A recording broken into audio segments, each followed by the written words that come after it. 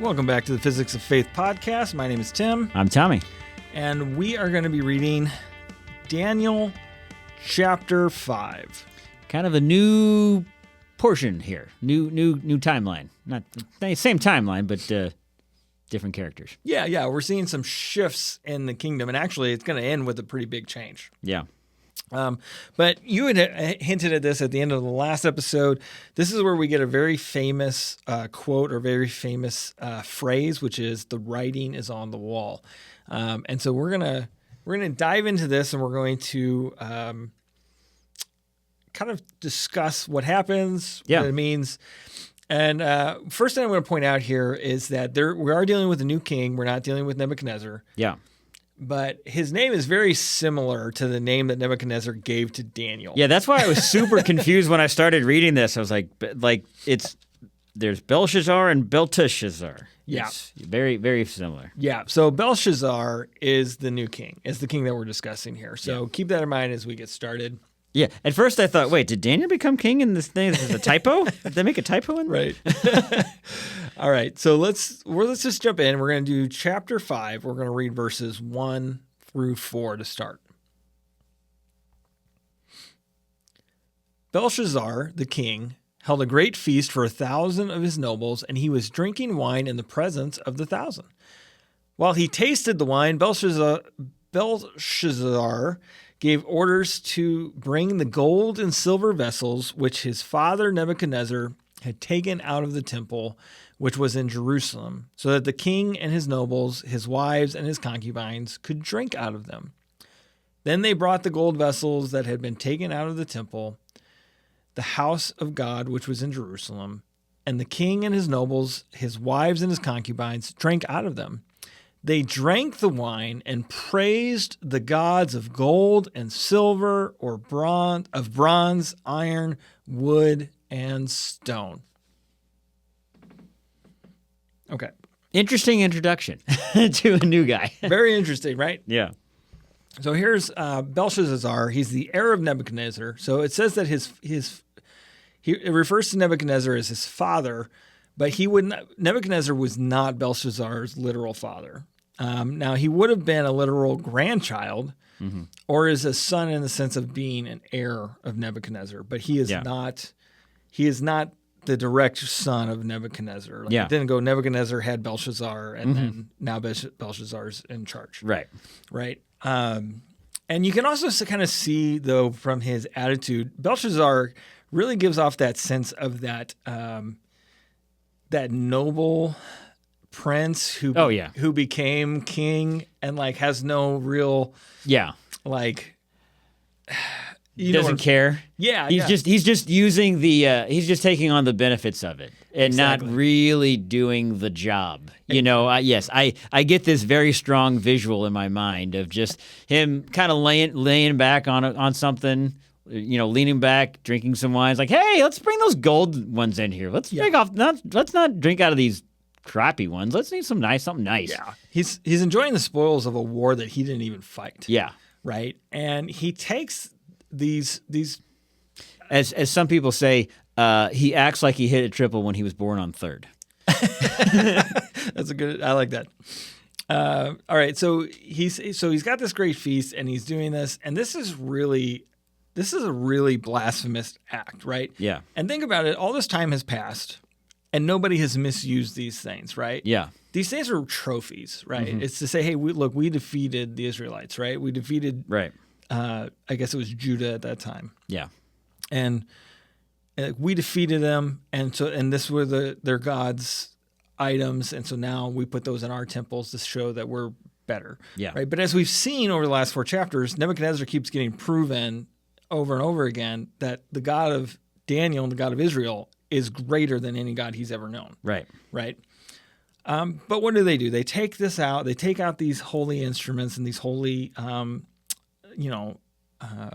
vessels, and they put wine in them, and they drink this wine as an offering of praise to idols, gods of gold and silver, iron, bronze, wood, and stone. So not the God of heaven. Here we go again. Yeah.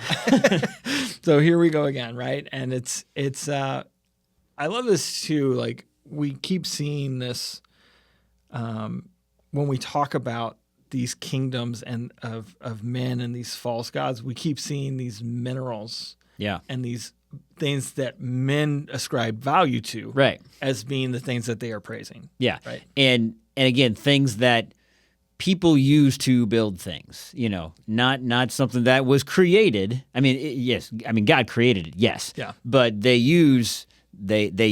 melt down gold to create something. They take wood and they take stone to build things, and so basically these are parts, and they're worshiping literal parts of things that their hands use.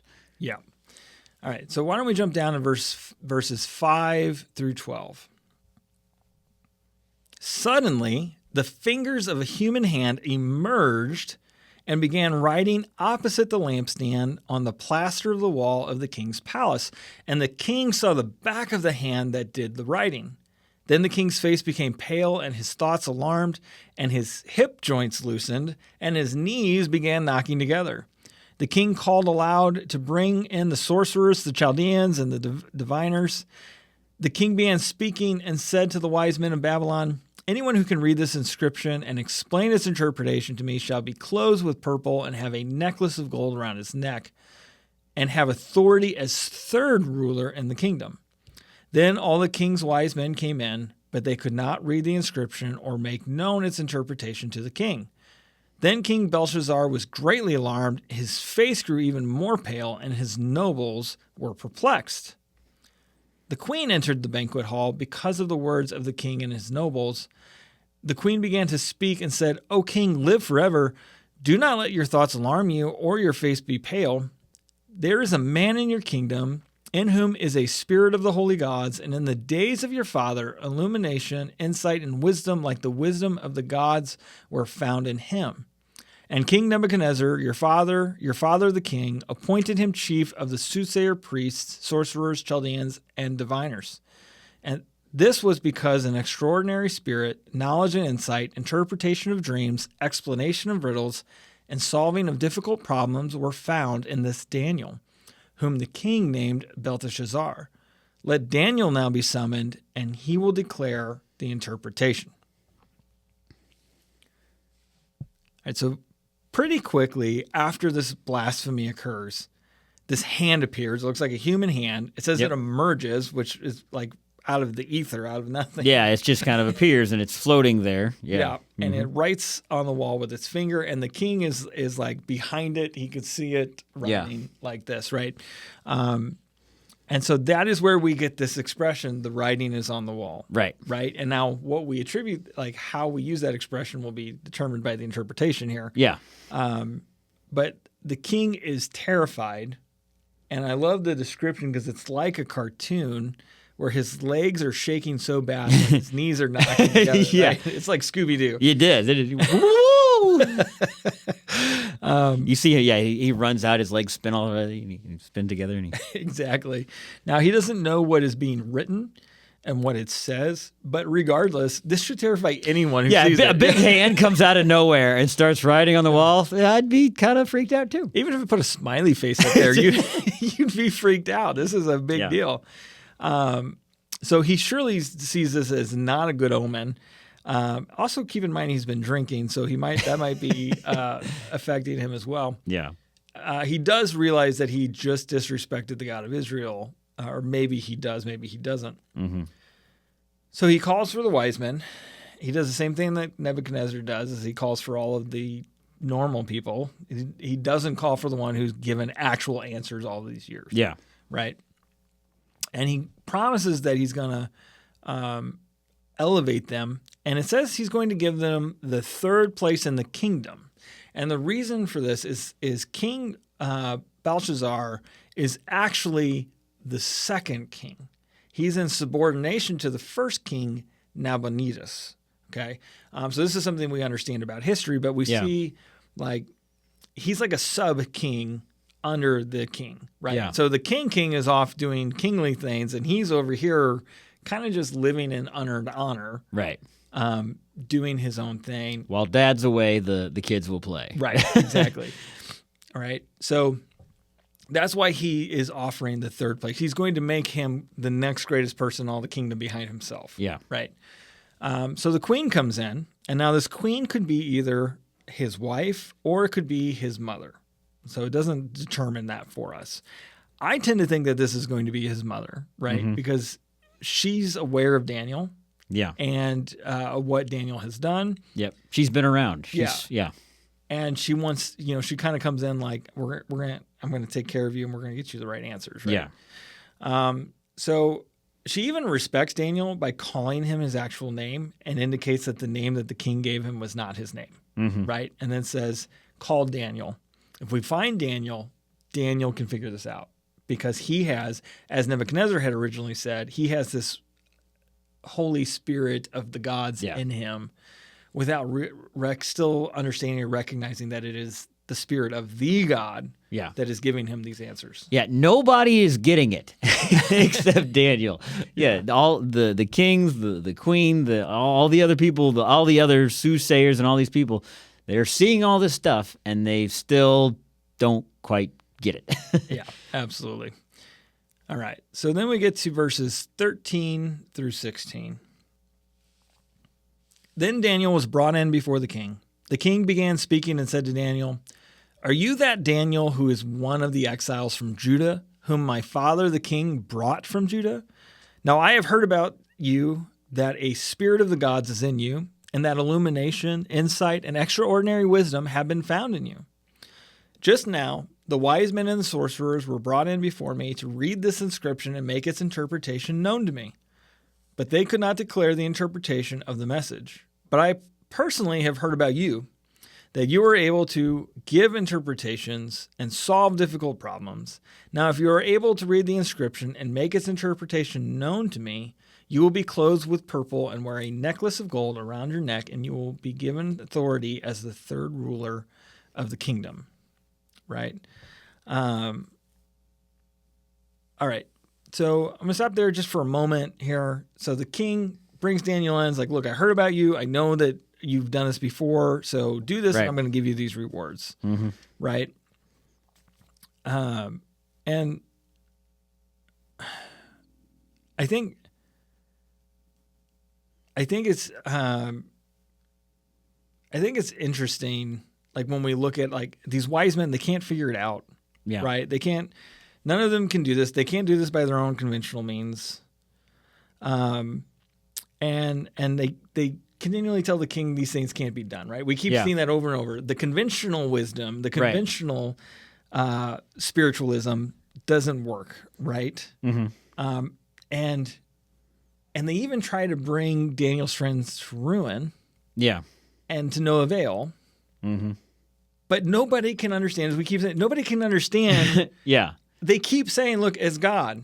God is doing this, right? And like, I'm even wondering, as I read this, how does this guy not know what Nebuchadnezzar went through? Yeah. I mean, you would think that, again, he's not going to Daniel first. Even though the king held Daniel in such high regard and he did all of these things, even on down the generations, Daniel is still looked at as he's a good guy, but he's not. He doesn't have a place of honor or one of the first people that the king goes to. Yeah. In fact, he has. You don't even.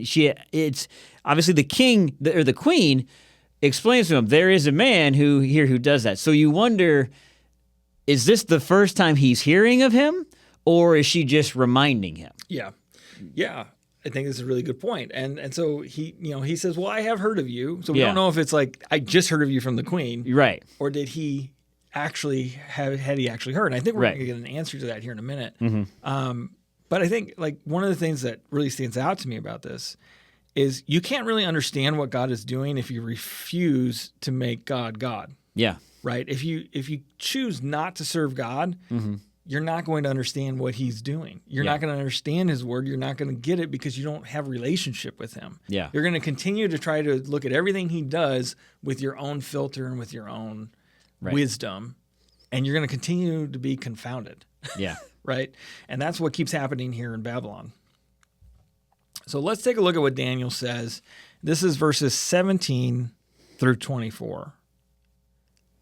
Then Daniel replied and said before the king, "Keep your gifts for yourself or give your rewards to someone else. However, I will read the inscription to the king and make the interpretation known to him. O king, the Most High God granted sovereignty, greatness, honor, and majesty to Nebuchadnezzar your father. Now, because of the greatness which he granted him, all the peoples, nations, and populations of all languages trembled and feared in his presence. Whomever he wished, he killed, and whomever he wished, he spared alive, and whomever he wished, he elevated, and whomever he wished, he humbled. But when his heart was arrogant, and his spirit became so overbearing that he behaved presumptuously, he was deposed from his royal throne, and his dignity was taken away from him. He was also driven away from mankind, and his heart was made like that of an animal's, and his dwelling place was with the wild donkeys. He was given grass to eat like cattle, and his body was drenched with the dew of heaven until he recognized that the Most High God is ruler over the realm of mankind, and that he sets over it whomever he wishes. Yet you, his son Belshazzar, have not humbled your heart, even though you knew all this. But you have risen up against the Lord of heaven, and they have brought the vessels of his house before you. And you and your nobles, your wives and your concubines have been drinking wine out of them. And you have praised the gods of silver and gold, of bronze, iron, wood, and stone, which do not see, nor hear, nor understand. But the God in whose hand are your life breath and all your ways, you have not glorified. Then the hand was sent from him, and this inscription was written out. Okay. So we're not yet at the interpretation, but Daniel sets the scene. Yeah. Right? And he starts out, he's like, I don't care for your reward. Yeah, for sure. I'm going to tell you what's happening because... As he's done before. Yeah, yeah. But I don't care for your reward. And he starts by recounting what happened to Nebuchadnezzar and how he was given sovereignty by God, but was brought low like a beast. When he grew proud, he became arrogant, right? We went through all that with the last couple chapters. Yeah. And he refused to honor God with his position. And so now you have King Belshazzar, who displays a haughty behavior of his own, despite knowing all these things. Daniel calls him out. Yeah. Daniel says, you knew these things. So that answered our question from earlier, right? And despite knowing these things, you made a mockery of the God who did that to the former king. Yeah. Right? Mm-hmm. And the king should know that these things have happened. He should have an understanding of this, right? And so it was because of his actions with these vessels of the Lord that God's hand appeared. Sorry about that. All right. Yeah, you almost get this. You have kids, I have kids, and my kids are wonderful. But as any kids do, they forget things and they disobey you sometimes, and you have to come to them and say, "Hey, we've talked about this. You know not to jump over the back of the couch. You know not to do these things." And it's kind of what he's telling them. He's kind of like, "Hey, you know what you're doing, and you know you're wrong." Yeah. Well, I think a lot of us, even though we know that certain actions have brought ruin to other people, we sometimes don't believe they apply to us. Right, yeah. That won't happen to me. Yeah, but it'll work for me. It didn't work for them, but it's going to work for me. For sure. Right? Something else I noticed about this is in the way he talks to him. Daniel does not talk to Belshazzar the way he spoke to Nebuchadnezzar in the last chapter. Yeah. Right? He spoke to Nebuchadnezzar with reverence and like care and was like, and honored him as a king. No, that's a great point. Yeah. Like, listen, kid. Yeah. He comes in and he schools Belshazzar. Yeah. And I think he does so in a way because Belshazzar does something that Nebuchadnezzar hadn't done. Mm-hmm. Right? Nebuchadnezzar never went out to disrespect the God of Israel. Right.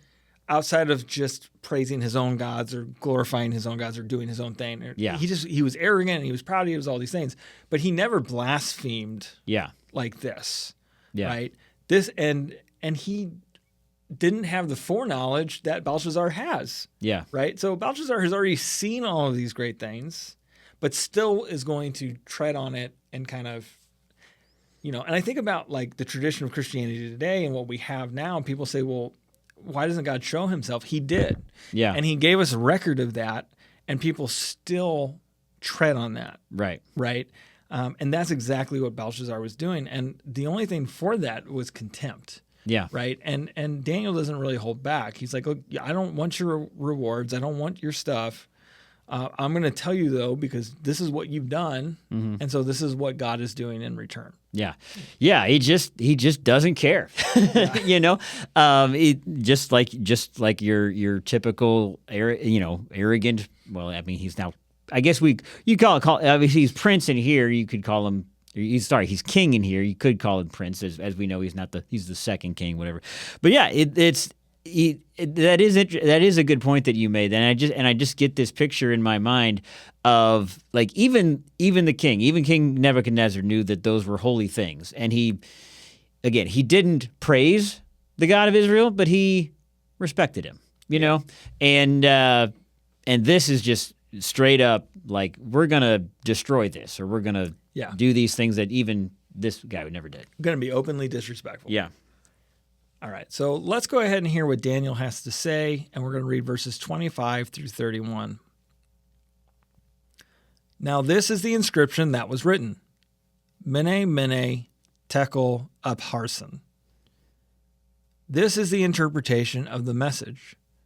Mene, God has numbered your kingdom and put an end to it. Tekel, you have been weighed on the scales and found deficient.